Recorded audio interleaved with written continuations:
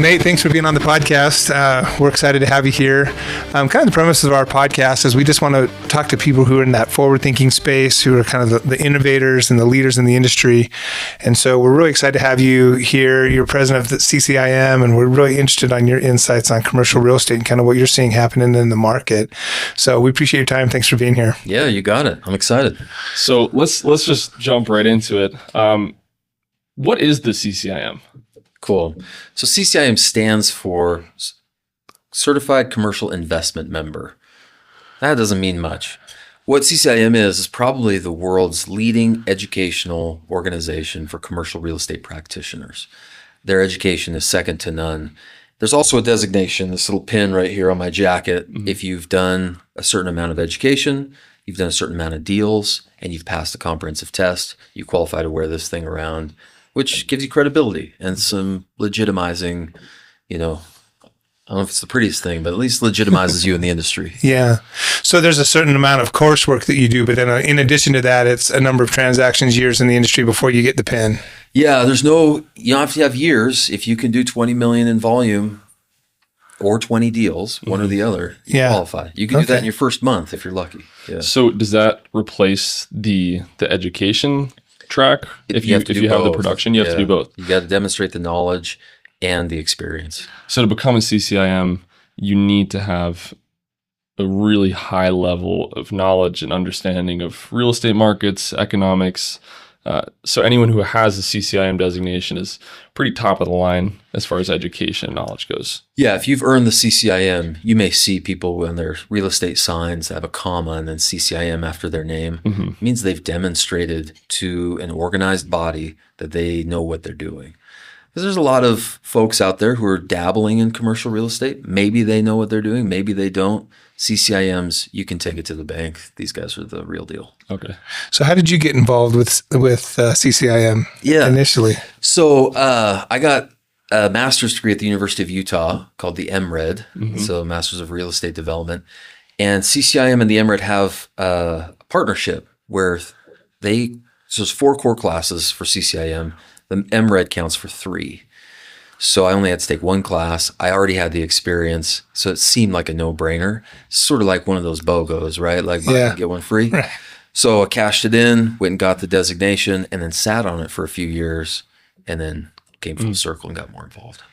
From your education at the U, you said it was a master's program. You got that in. Yeah. What kind of additional pieces did you feel like the CCIM brought to the table? Was there a lot of overlap? Was there an extra piece that you were like, wow, I didn't get that in college. This is great. Yeah. The class that I took for CCIM is called user analysis. Basically, if you've got a commercial real estate user, should they buy or should they lease? And what are the tax implications, right? Because if you lease, that your expenses show up as a liability, which can offset income tax, right? Or if you buy, it shows up on the asset side, which could also be positive. So comparing those two was interesting. And I had not done that at the University of Utah before. So that was unique. So how did you know that you wanted to get into commercial real estate in the first place? Like to get into the MRED? Yeah, I didn't. So before I was in commercial real estate, I was coaching college basketball for a school called Columbia College. Sounds prestigious, right? But this school is in South Carolina. They're the home of the Fighting Koalas. No lie. And at the time, they were an all-women's school. And I was not a very good coach. So I didn't last very long there. I came back home and lived in my parents' basement and was just applying for jobs. There's a group in Salt Lake called NAI Utah, a commercial real estate firm that was hiring. I put my resume in, probably wore the same suit to the interview. And I mean, thank God they hired me. And I ended up working on the LDS church real estate account. Mm-hmm. And over a few years, it became very clear to me and to others, this is where I belong. I'm actually good at this piece of life. Mm-hmm. So that's how I got started. So as far as the LDS account, what did that look like? And how did they come across you and say, we want you on this project? Because that's a big account. Yeah. To be clear, the church did not hire me. The commercial real estate firm that had the account hired me. And I don't know who else they hired. Mm-hmm. I hoped that I showed up authentically. I showed a willingness to learn. I made eye contact with the interviewers, all those like interviewing skills. And I was willing to work for peanuts. I mean, at that point, I would have scrubbed toilets if I had to. I owed everyone money. And so I think desperation with a little bit of confidence is the reason they chose to hire me. Yeah. When you got into the commercial space, what were some of the aspects that really resonated with you that you were like, man, I love this? Yeah, I mean, negotiations are awesome. And the beautiful thing about the LDS Church account is their portfolio is so broad. So there's unlimited volume of transactions. And so instead of having to go prospect, I was busy executing on transactions, negotiating, navigating tricky situations. I mean, they care about clear title. So it's not just about, hey, can we get a loan done? This is about, do you have free and clear title? Do we have access? Do we have the proper zoning? Like that sort of stuff was really intriguing. And the more I did it, the better I got at it. And pretty soon we started to find opportunities that the church is interesting. And I don't mean to make this about church real estate, but on the one hand, they know what they want. We've got enough members. Let's get a meeting house. Easy peasy. Yeah. On the other hand, there's opportunities out there that they don't know about, but they would jump on. And so after a few years, we realized, wait a second, we can give them opportunities. We don't just have to be reactive. So here's an example. BYU, Provo, right? They're doing their thing. And we find out that the Provo School District is going to tear down Provo High School, which is across the street from BYU. We thought, wait, what if BYU bought the school? Then Provo High School could have a better site somewhere else that better serves the population of Provo, because Provo and Timothy are the two schools and they're really close to each other. So we approached the school district and the school district said, yeah, we would sell. Okay, so now we've got a deal, right? And so now it's more than just, hey, you give me a work order, I process the work order. This is now about, let's be strategic. I mean, we know that the church owns a large part of downtown. What if we could find adjacent parcels where we have sellers? So we started to work that angle and we found some really substantial deals. That's what's really exciting. So how do you find those opportunities? Like, how do you even come across those adjacent parcels? Like, how do you find that? Yeah, how someone should do it and how we did it might be different, right? I think we had open ears, open eyes, and listened well, networked to other brokers who had eyes and ears on the market. Yeah. I was not a street broker. I wasn't running around at networking events. I just knew enough people that when an opportunity came up and they thought of the church, I was able to listen well enough to find opportunity. Front of mind. Yeah, exactly. Try to and be reputable and try to perform, right? That sort of stuff. I think if someone's looking for those type of opportunities, it starts with looking at a map. What makes sense? Let's take all the preconceived notions off and just say, where does it make sense for my buyer to buy? You know, if you own this building, well, does it make sense to expand to the north or to the east or to the west? You know, so that sort of stuff. Yeah. So there's a term, highest and best use. Yeah. And I think that's a question that we're all trying to figure out with our expanding developments. What's the highest and best use of land? What do we have currently that should be better? Is that a thing that you focus on at the CCIM? Yeah. So we call it HABU, highest and best use, right? Okay. So yeah, it has 4 components, right? And you've probably heard these things. So it's got to be legally. So the highest and best use is going to meet these 4 requirements. Number 1, has to be legally permissible. So if you can't build it, like you want to put a Target next door, they're not going to let you do that, right? So it has to be legal. Secondly, it has to be maximally productive. So I've got to somehow maximize my profit. So if they'll let me, in New York, for instance, if I can build 50 stories, then I need to build a 50-story building. Yeah. Why would I do a 20-story project, right? So maximally productive, financially feasible. It's got to make some profit, right? Some people are out here peddling ideas like, hey, let's get the preppers out there in Dugway and let's build 1,000 homes for them. Well, who's going to buy those? Yeah. Is it legally permissible, physically possible, maximally productive, financially feasible? Yeah, that's interesting. Because we've been trying to figure out those problems recently on our team, and coming from New York actually like created zoning laws in 1930. Right. And I thought that was really interesting because when we're looking at the expansion of Utah, it's such a pertinent conversation to have because we're making these decisions right now. Right. And from your perspective, where do you see that going? Okay, here's the beautiful thing about this. That I get excited about this because this is something we haven't been able to figure out in the past. Here's what we have. We have existing zoning, right? We have master plans, and those don't always line up. So we've got a whole bunch of, I think about where are we now? Harriman? Is this Harriman address? This is South Jordan. Oh, this is South Jordan. Okay, so let's think about South Jordan. We've got some farmland in South Jordan that's zoned agricultural, but its master plan is high density, right? Mm-hmm. So number one, how do we figure that out? So which parcels can be rezoned and which parcels are allowed to be what type of density? So that's problem number one. Problem number two is we have overlays. So some overlays are historical districts. Out here in South Jordan, we have transit-oriented developments based on your proximity to the track system, right? So all of that's got to be figured out, and it gets really complicated really fast. Well, enter AI. What if AI could figure that out for us? What if we could give it inputs well enough that it could sort through all of that data and then tell us, well, here's a list of parcels that could meet demand. That's cool. And there are some companies that are on the verge of doing that. There's one who is doing it. It's called deepblocks.ai, but they are only in a few markets: Portland, Miami, Seattle. If they can expand, so what they've got is 3D rendering.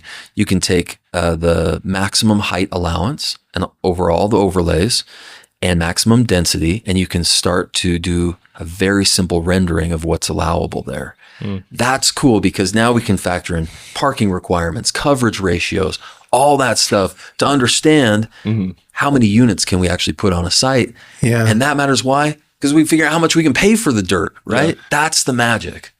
So then there's another part of it where you go to the DRC meetings and they tell you it's this back and forth of, we want to do this. Well, you have to meet these requirements.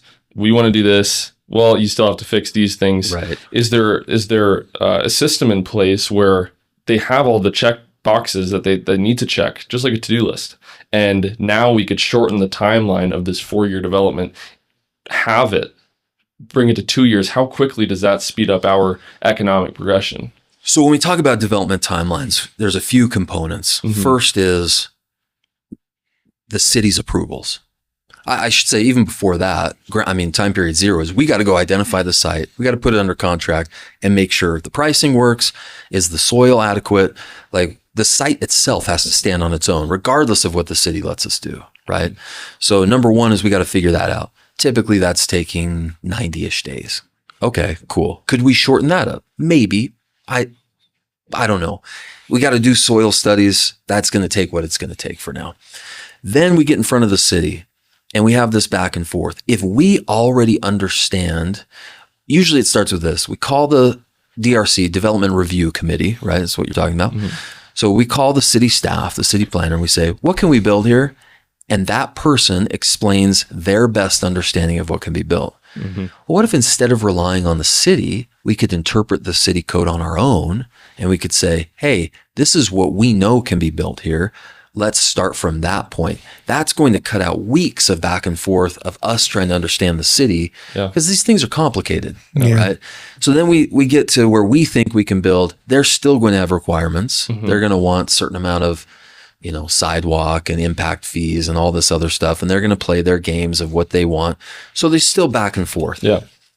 But if we can cut out the whole interpretive process, we probably should shorten this down by, 20 to 30%.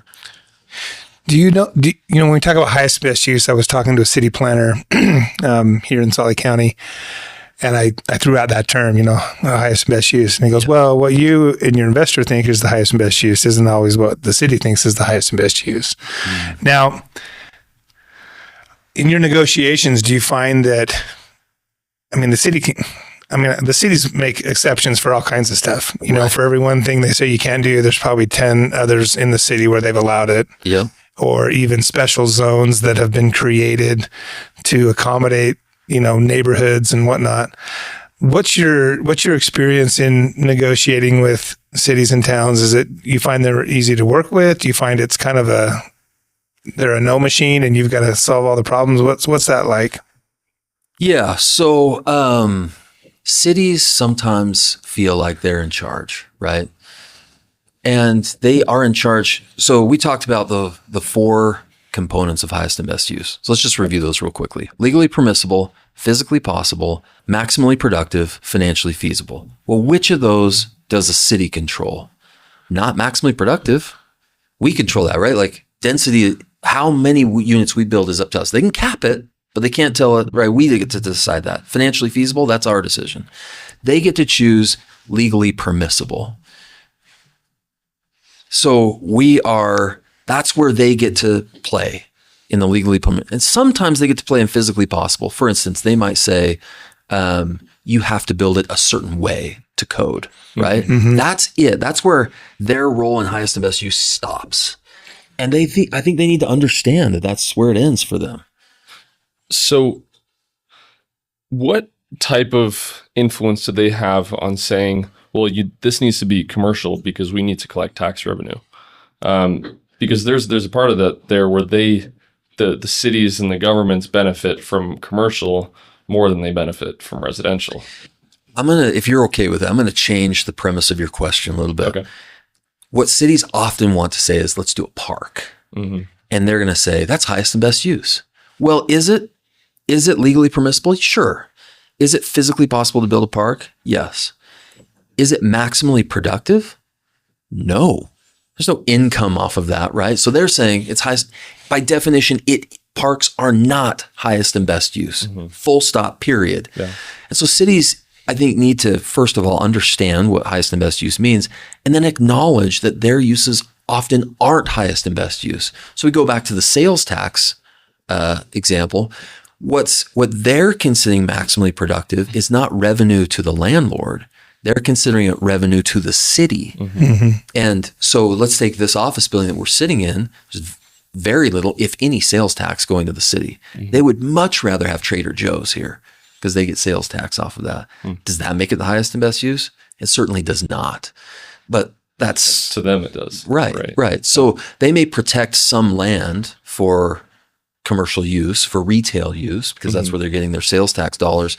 And if they're wise, they'll protect, think of 114th South. What a great retail corridor. Let's protect the land along 114th South for sales tax generating uses. Great.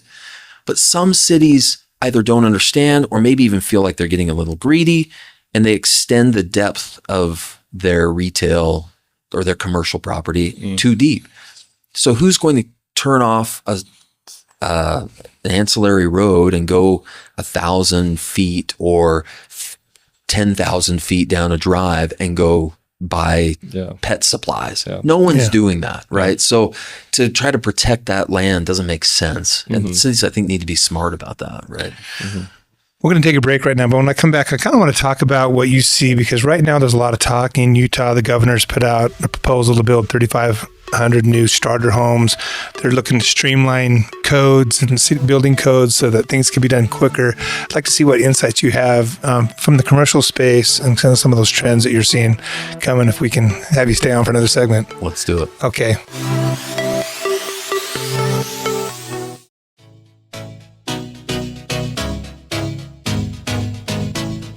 All right. Well, Nate, thanks for staying on for another segment. We wanted to talk a little bit more about some of the public policy, some of the stuff that's being presented up at the Senate, at the state, that's impacting commercial real estate, and kind of get your insights from CCIM, maybe some of the training or just some of the things you guys are seeing in the trends and how that's being impacted. Cool. Yeah. So what are some of the things that you're seeing? And I know you've been involved in the past with what's going up on the Hill. How does that impact in commercial real estate? I think there are two sort of major issues in the state of Utah that are at play. The first is Utah is one of 12 remaining non-disclosure states. So what that means is when someone buys or sells property in Utah, it is not disclosed to the government. The purchase price is what I'm talking about. But the assessors so there's 29 counties in Utah, and those assessors have a partnership with UAR, the Utah Association of Realtors, where they get access to the MLS. So if you sell your property through a realtor, then it's going to be on the MLS, and they have lots of data for residential homes, right? So the quantity of data is so vast. They probably have, I don't know, 90+% of all residential sales. So they're pretty good at figuring out what values are for residential homes.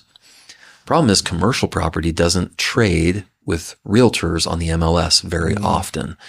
So from the assessor's perspective, there's a void of data. And so you can imagine like unique properties trade like, say, Rio Tinto or one of the sports stadiums or, Rocky Mountain Power or the railroad or whatever.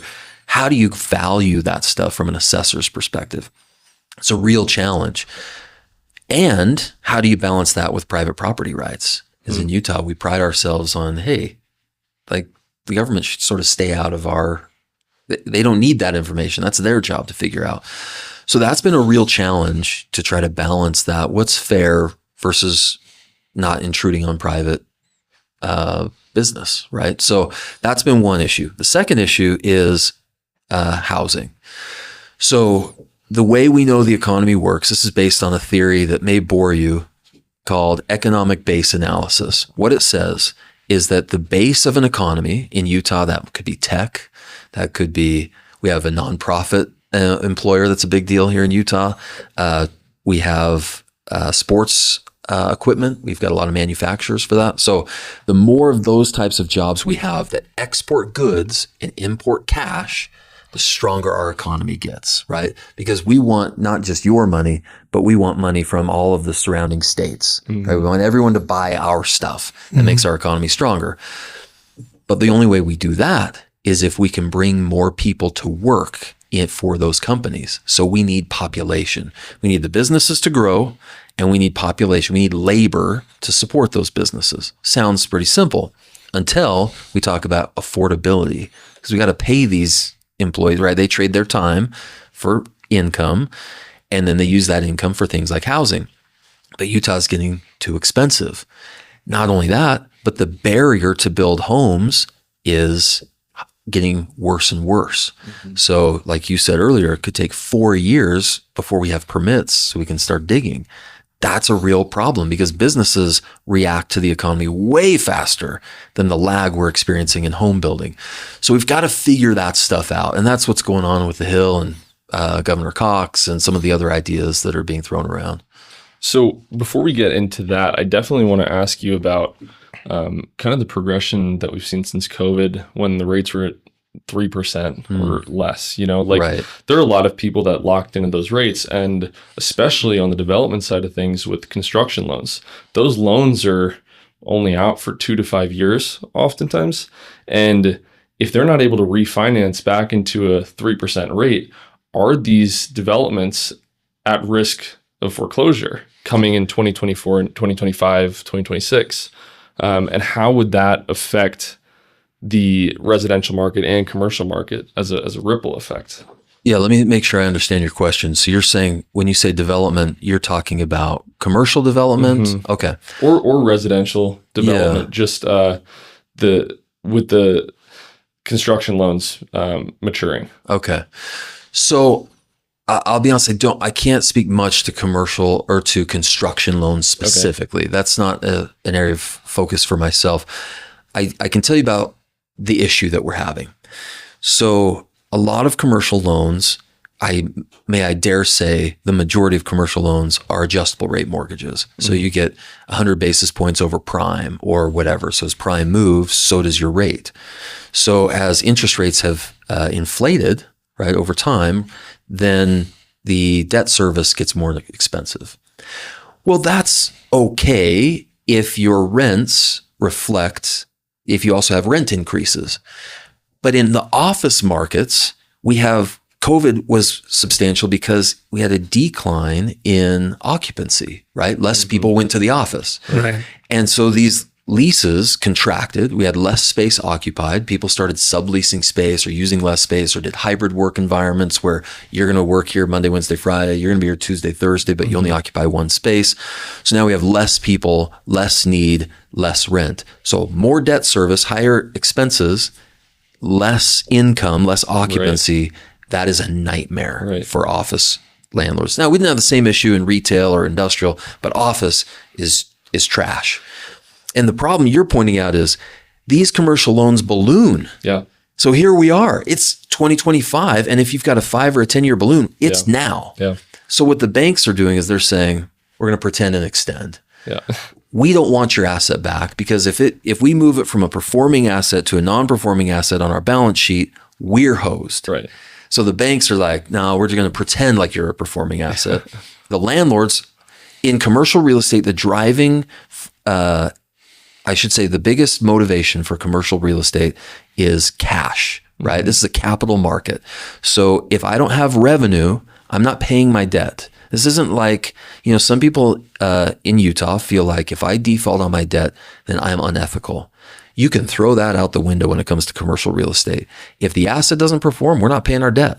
You can take it back. Have it. This is all a function of whether I can service my debt or not. And if I can't service my debt, the bank can have it. But the bank doesn't want it. Right. And so we just continue to limp along until one of those things changes. Well, then how, I guess when you say like pretend it doesn't exist, like that's like a red flag in my mind. Absolutely. Like that kind of triggers like a thought of, when is this going to hit? Yes. Like, when is this all going to pop then? Absolutely. At some point, you can't pretend. You can't keep going like this, right? So what happens? And we've then, seen it in some markets. In St. Louis, we saw one of their trophy assets trade for like less than 10 cents on the dollar. And that's, if that'll happen, it'll reset the market. Right. Let's take this building, for instance. Let's say the landlord's underwater. You guys have great occupancy. I doubt that's a problem. But let's say it was, and the landlord let it go. They short sailed it. The bank took a loss, all of that. Well, the next guy can come in at a lower basis and make something happen. So that's the good news. Is if we can reset basis, we can make this work. Right. But how do we get there without banks defaulting, without, these big companies, REITs and others losing their shorts? I don't know. It's a matter of time. And then once those maturity deadlines are for commercial and banks start defaulting, if that does happen, right, the banks also finance residential, they finance everything else, and that's going to have a ripple effect on the residential market as well as the commercial market. So how long is it until we see a complete market adjustment? Yeah, it's tough to say. I mean, there are some big influences. For instance, right now, there's a recent executive order that sent all government employees back to the office. That's a pretty big deal. We're talking about a lot of office space that's now being reutilized, right? So does that help us get our occupancy back up? Well, it's certainly going to help.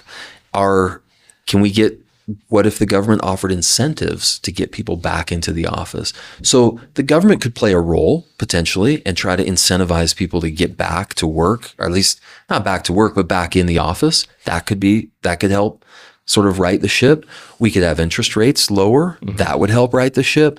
So it's not inevitable that we're going to have this major price correction. But if something doesn't change, it's going to happen. The question's when.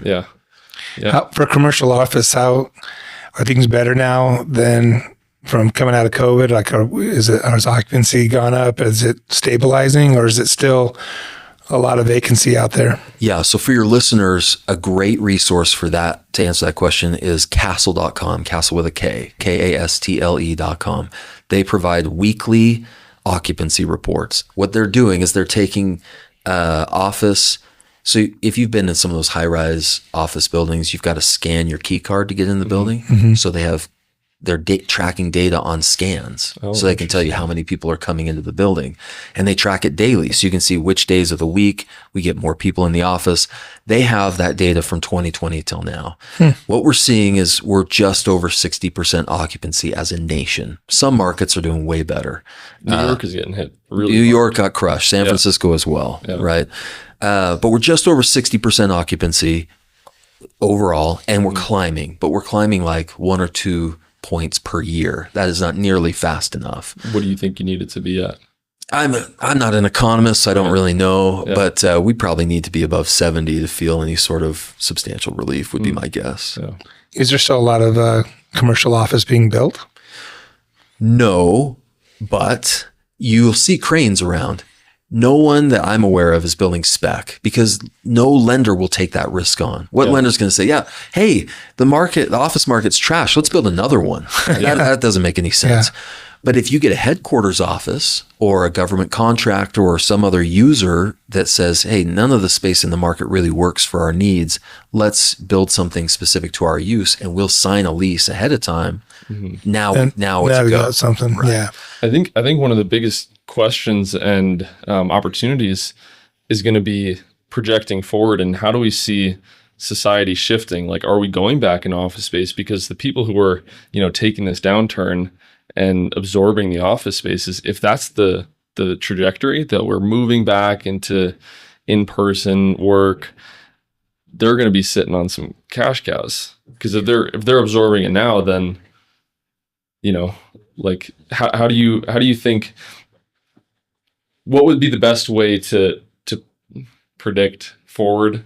Obviously, you don't have a crystal ball, but yeah, I think what you're saying is, if I'm a landlord, how do I reposition my asset to take advantage of a market that might pay off later on? So one thing we could do is we could take capital and pay down our debt so that we have cash flow and we just hunker down. Mm-hmm. That's a pretty expensive way to play. And we just hope that this is a temporary change in work and eventually everyone will go back to work. Maybe that'll happen. Maybe we don't know. Yeah. Another idea is we reposition the asset. So you've heard of adaptive reuse, right? So we change the use. Mm-hmm.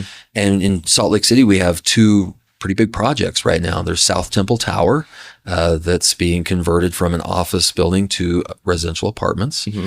And then there's another one on 5th East and South Temple that's doing the same thing. Yep.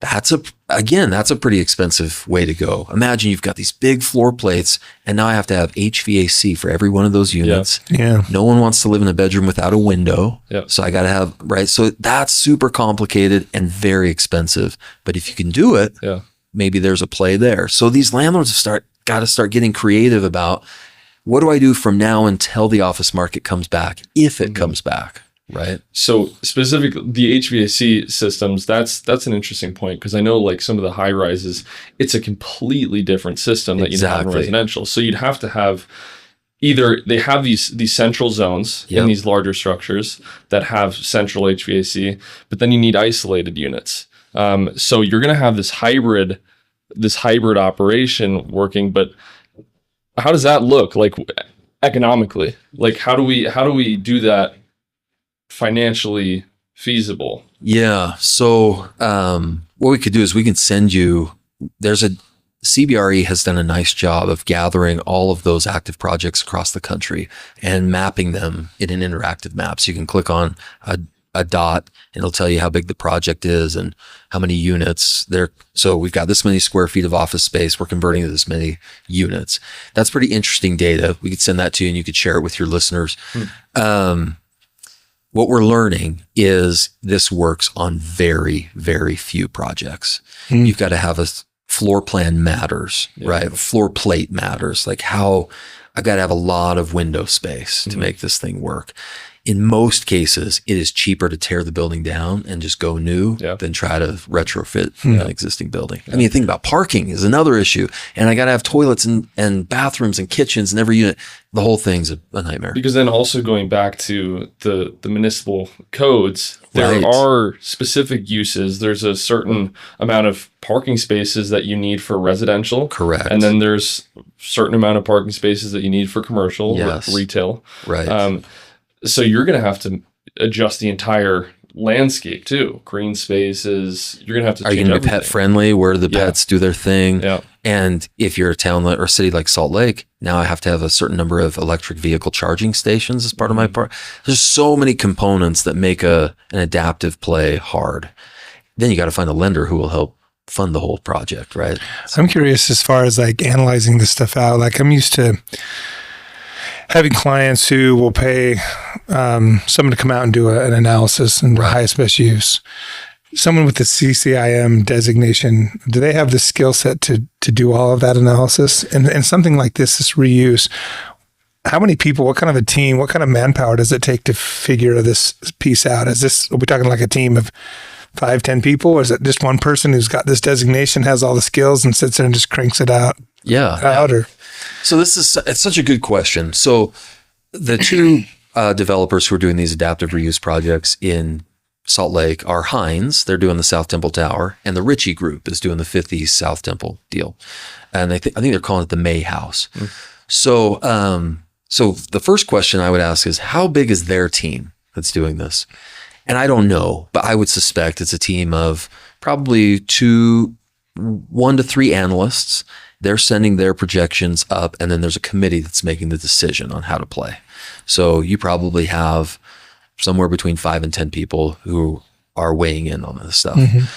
So then the question is, all right, well, CCIMs, aren't you so great? Can't you figure this out? Like how, and the reality is every CCIM is a specialist in whatever they do. So to imagine like every CCIM can do every piece of analysis and like they're magically good at everything is not reality. right. So what we did is we flew all of the CCIM instructors, of which I'm one, to Salt Lake City. There's 63 of them. We flew them into Salt Lake and we said, let's show you how to do this. So we took them to the May House. We toured them around. We said, this is what it was. This is what it's going to be.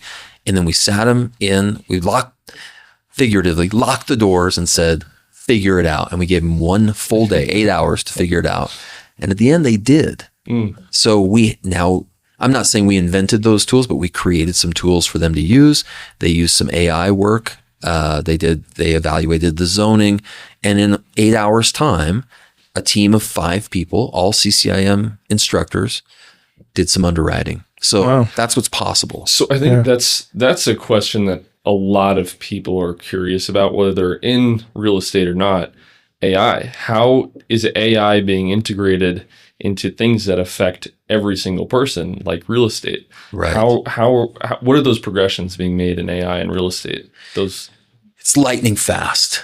The authority of commercial real estate and AI is a guy named Michael Hieronymus. He's in Portland, and he's a CCIM himself. He founded a company called PropTech, and he's basically taking AI, all of the independent platforms for AI, and he's saying, how do we apply them to CRE in the most effective way? He's the man. And if you could get him on your podcast, it'd be incredible. Yeah. Do you know him? I do. Okay. Yeah, I'd be happy to make an introduction. So he's the authority. From my perspective, the possibilities are endless. Where are we today? Well, number one is there's a new, I mean, we could talk about this for a while, so you cut me off when you're ready. There's a company called Esri. Okay, Esri is a data company that uses mapping software to take demographic data and map it across the country. Well, they figured out, wait a second, what if we could do this with parcels? So they started playing around with it, and they said, we think this has such potential. Let's spin off a new company. The new company is called Pargo, P-A-R-G-O. It's Pargo.ai. And what Pargo does is we tell, let's come up with some criteria. Okay, I want to find all parcels within 150 feet of a railway. I want them to be vacant, and I want them to be zoned industrial, and I want to be able to put at least 50% building coverage ratio. Click the AI go button. Within, say, a minute and a half, all the parcels in the United States that fit that criteria show up. Think of the game. What we used to do is drive around like following the Tracks. Yeah, tracks. Okay, there's one. Who owns that? And we look it up. That is gone. Site selection is totally different now. So this is really interesting. And I don't know how comfortable you are talking about it, but we've had that same idea. Yeah. And we're like, who's creating this tool? Right. And you can Google it. It doesn't really exist yet because it's not common knowledge. Right. But we had the same intuitive thought, like there's a clear problem that needs to be solved. Yes. And it's interesting that these companies are actually existent and they are already working on this at a high level. And it'll be ready to go within weeks. So we've had a demo. We know what the pricing is. We've seen what it can do. At the CCIM. CCIM Institute's been talking to Pargo about this. And so there's it's going to happen. And they're well funded. We're talking about multi-billion dollar companies that can fund this thing into action. So the question is then to us as practitioners, how do we make use of it? Yeah. And that's the question. That's an interesting point because, for some people, there's a lot of trepidation around AI. Right. Right. And, initially, I think the talks were like, there's going to be no more accountants. There's going to be no more lawyers. It's going to be all. And the first industry to really be uprooted by AI was actually the modeling industry. Oh, really? Because they can create digital models, avatars, and they could pick whatever skin tone, whatever ethnicity, whatever style, whatever. Yeah. And they could do this, which was really interesting. But real estate is an interesting one where, some people talk about, well, there's not going to be real estate agents because, AI can fill in the blanks on a contract. Right. But there's a difference between what you do and what you know, right? So how does CCIM see the value of AI fitting in? And do your members, do they feel like this is a threat to their career or an indisposable asset? Yeah. I mean, I wasn't mature enough in the 90s to think about the internet and how it changed commercial real estate. It did, right? We didn't have LoopNet in the early 90s. Now we do, or CoStar, whatever.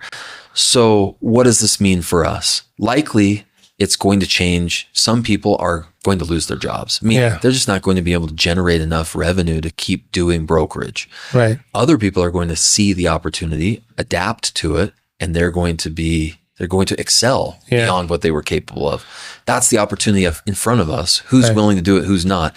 CCIM, I think, faces a threat. If we don't adopt AI and figure it out, because we say one of the values of the CCIM Institute globally is innovation. Mm-hmm.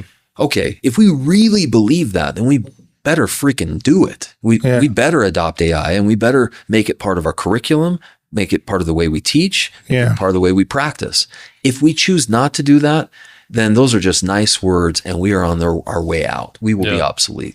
Yeah. And there's a real battle because the guys who lead CCIM, with no offense, just candor, they're 20 years older than me and they're not real excited about learning a new thing. And and so we've got to decide, who are we going to be when we grow up? Yeah. I heard a quote and I'm going to butcher it. I'll just kind of paraphrase. I think it was from Darwin, who said, the species that survive aren't the strongest or the smartest. It's the ones who are able to adapt. Yes. And AI is one of those areas where some people are going to adapt and maybe ride that wave, and some are going to dig their heels in. Yeah, I think you're right on. But I was curious, you kind of answered it already, kind of what the leadership and attitude was towards AI, because I think there's some people, again, that see it as being the next wave and some that don't like it at all. It scares them. Yeah. I'll give you an idea. So this Pargo, I'm not here to endorse any product, right? I'm not even here to endorse CCIM. You can do it or not. That's up to every listener. Mm-hmm. It's going to be expensive at first. And so the question is it worth the cost? And my personal feeling is, yeah, it probably is. Yeah. But those who are too afraid to spend $500 a month, $1,000 a month more, it'll be too late by the time they're ready to write the check, right? We have early adopters and late adopters. If you're a late adopter, you're going to miss out, I think, on grabbing some market share. Right. Yeah. Well, that's really interesting. Well, let's go ahead and take a break here, and we'll come back for one more segment and kind of wrap things up. Love it. Thanks. Okay, awesome.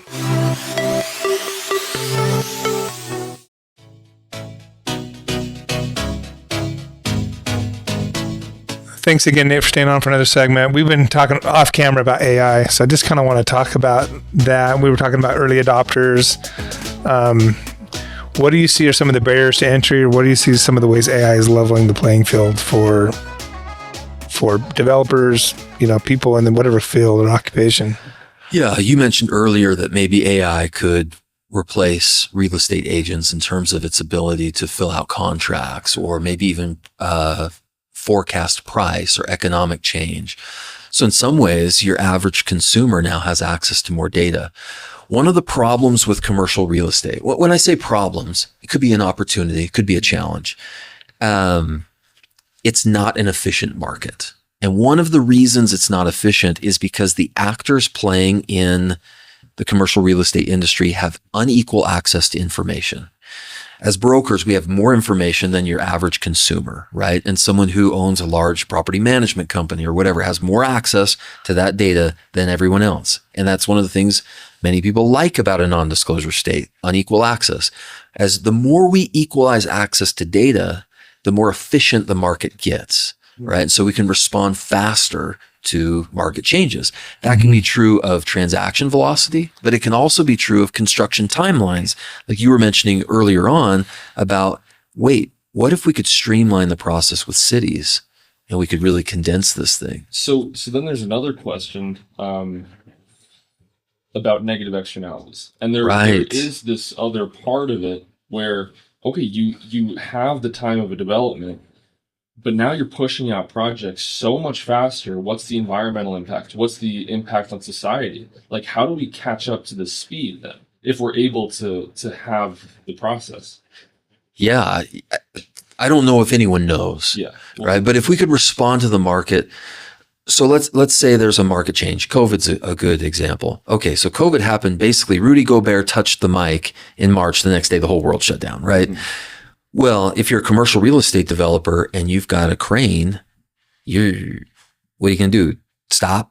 Right? You got a loan. You got to see the project through. So we had office deliveries delivering in 2021, 2022 that were already permitted, funded, moving through. So that's problematic. We have this big lag. Yeah. So what if we could respond right away? How would that change things? Well, in some ways, it's effective for us to be slow because then changes that are temporary don't have long-term impacts on our industry. We can sort of adapt over time and sort of see the landscape change. Yeah. I don't know what the impacts are. Yeah, because I guess like if you're looking at 2021 and let's say we were able to kick out developments at that speed. Right now, we'd all be like, well, I wish we didn't do that.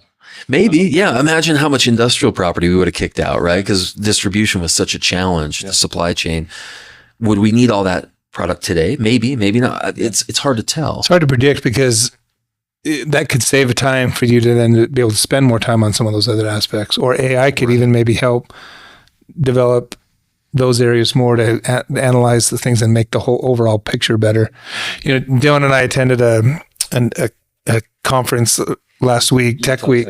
Yeah, they did. Cool, right? They had some stuff on AI, and we went to one of the classes together. But one of the CEOs talked about how, I guess at Davos, the CEOs there were like, "We're going to be the last CEOs that actually manage people because people will be managing AI agents." Yeah. So what if a AI commercial agent could talk to a city developer agent and they could just work things out a lot faster than having to wait for someone to check their email or get around to it or. And then there's this almost like dystopian scenario where, you already have AI taking over call centers. But then when did the bots start talking to the bots? And then as AI, progresses, how much more valuable will human-to-human contact become? Right. Because we're making this transition to like all AI because it's such an easy use. It makes things so much more efficient. But then it's like, well, this CEO is still besties with this CEO, and now that human connection will become more valuable because it becomes the next hardest thing, and people don't want to do the next hardest thing. Right. So I think there's going to be a lot of opportunity for continuing on with our human relationships and then maximizing our efficiency in AI, but keeping those close connections to the partnerships that matter. Yeah, fundamentally, commercial real estate or any type of real estate is about people. The reason this office building exists is because all of you work here. The reason you have a house is because you live there, right? Real estate is meant for people. Right. And so it will always be a people business. Now, there are some very few exceptions. Data centers. Very few people work there, right? But that data center serves who? Humans. Mm-hmm. So this human interaction, I think you're right. It's unlikely to be lost. And humans will always, I believe, drive the demand portion of the commercial real estate cycle. Mm-hmm. Now, how we do the supply end may change drastically, but the demand is going to be about human. Yeah, I think it's just going to be finding a balance for these people who do want to stay in business, because if maybe they do have access to a lot of capital and maybe they're just like, okay, we're going to hop on AI, and that's all they put their energy into. But this CEO, this company over here is implementing AI, but also keeping those relationships. This person's not going to last. This person is. Yeah, probably the position now that your listeners might consider is, how do I get knowledgeable about AI, whether I'm doing it myself or I have hired people to do it for me? and protect my sensitive relationships. Because if I can provide AI to my relationships and say, let me be your source for AI, now I don't have to compete with their AI. I mean, it's one and the same. I am the artificial That's an interesting intelligence. point. Yeah. So if I can, but I've got to spend time and effort figuring out what my technology stack is so that I can offer that to those as part of my service, right? It's going to be an adjustment. I think back when cars were first invented and people were like, that's crazy. I mean, there's not gas stations. How are you going to fill that up? I mean, there's grass everywhere. Horses can just stop and eat. And now we would laugh to think that we would choose to stay in the horse and buggy age, but yet we adapt. Right. Henry Ford has a quote. He says, if I asked people what they wanted, they would have said a faster horse. Yeah. Right. Yeah, that's exactly right. Yeah. So it's going to be interesting. It's going to be an interesting change. And I think almost a cultural shift too for people to learn how to adapt. A lot of people identify who they are by what they do. And when those, right. I think it was Elon Musk that said, what are people going to do when their labor is no longer required? How do they identify, exactly. When their AI can teach the class better than a teacher can, Yeah. It is interesting because I know that in the younger generation, it's becoming more and more difficult to make human connection because it's so easy through social media, right, through technology to isolate. And I think I think it's really important that we continue to create these actual shaking hands connections and really pushing ourselves out of our comfort zones because it's become too easy to isolate. Yeah. We're all going to have Instagram travel channels. Yeah. Let's think about the commercial real estate industry and how it's changing in terms of demographics. Sure. So the commercial real estate industry is dominated by, and this is not political commentary, but basically old white men. Mm-hmm. Okay. So that's going to change over time. And so the opportunity is these older gentlemen retire, and that leaves either a void or an opportunity, and maybe one and the same. And that's for us and even those younger than us to decide to to fill that void. And how do they fill it? Could be with technology, could be a hybrid.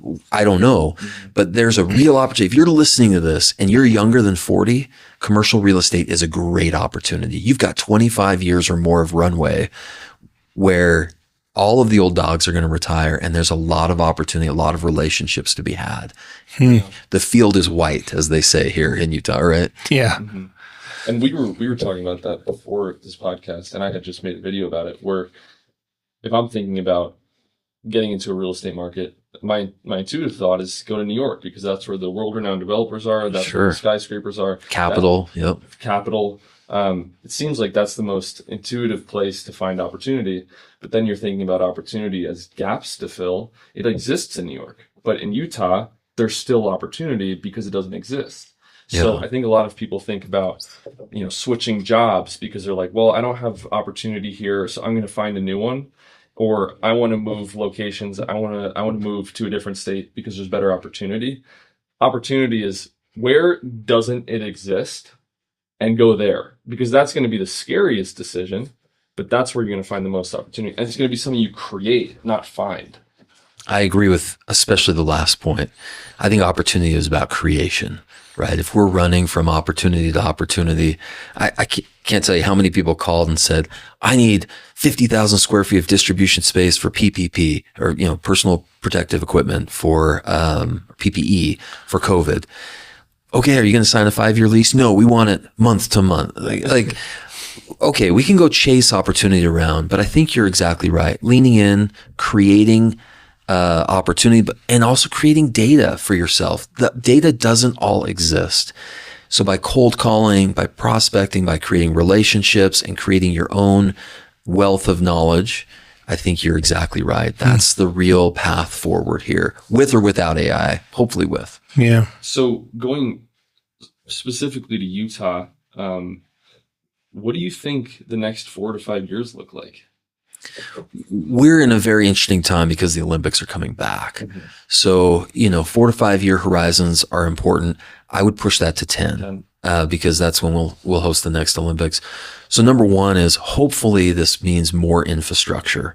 We got the I-15 is different now than it was because of 2002. And so hopefully we see more of that. We have got to figure out water, right? So water's a limiting capacity for us. We've got to figure out how do we do that, and telling people not to water their lawns is not the answer. That's a Band-Aid. So we've got to sort that stuff out. If we can figure those things out, Utah is positioned really, really well. Mm-hmm. We've got a young workforce. We have an educated workforce. We have a great base. We have leaders who are doing their best to be innovative. That's a recipe for success for Utah. They say our population is going to double by 2035. That may be true if we can get through some of the hurdles, the water, the entitlement process. If we can get there, that's going to happen, which means double the opportunity for guys like you who see Utah as sort of an emerging market.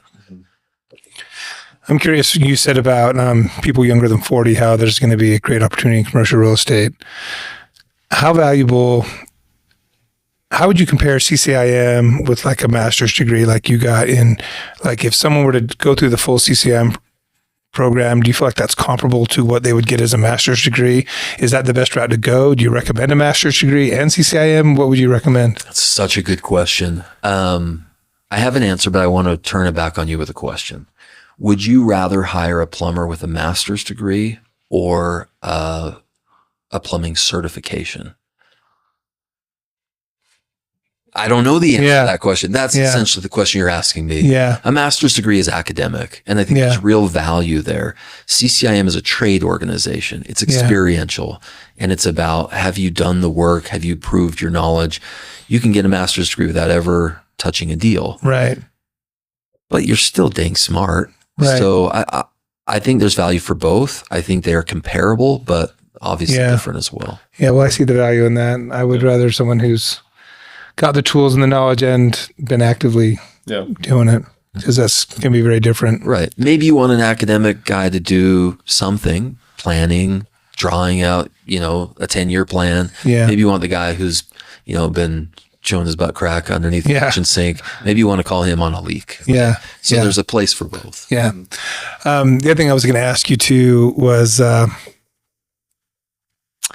as far as some of the builders in this area, in the Salt Lake area, and maybe architects, who do you feel like are some of the builders or developers on the cutting edge who are kind of driving the direction of where Utah's heading in commercial real estate? I love that question. So Utah, the CCIM Institute is a global organization. Utah is one chapter of the larger organization. Our chapter, many years ago, we had a president. His name is Jeremy Jensen. He works at Colliers now, and he had a beautiful vision, and he created an event called the CCIM Excellence Awards. Mm-hmm. So every April and May, we get together and we honor exactly who you're talking about. The most innovative developers, architects, general contractors, and brokers in our market. And so every year it's someone different. Just this last year, we honored the developers who put up the new hotel downtown. And this year, I don't want to, give any leaks as who's going to win, but you're going to see some stuff out of St. George. You're going to see some retail development that's really innovative here in Salt Lake City. So every year we recognize and honor those guys in person at a black tie affair event. So previous years winners of that, is that all available on your website? It is. Yeah. Oh, cool. We'll have to check that out. Just Google CCIM Utah. It'll come right up. Okay. Yeah. Or come to our event. Yeah. We'll feed you. We'll take care of you. Alcohol. We would love that. Alcohol. Yeah. Come and hang out. Yeah, we'd love that. I could imagine I could ask you, hours more worth of questions, but I do want to respect your time. And do you have any? No, we really appreciate you coming on. Really awesome insights, and you can see you're passionate about what you do, and that's exciting to see. I'm excited for you guys. You're asking the right questions. I really value curiosity over certainty. Yeah. You guys seem to be playing right into that. Yeah. Just curious about the industry. I think that'll serve you and your listeners really, really well. If you'd like to learn more about CCIM, I'd invite you to go to our website and check us out. Okay, that's great. Awesome. Well, thanks, Nate, for your time. Yeah, thanks.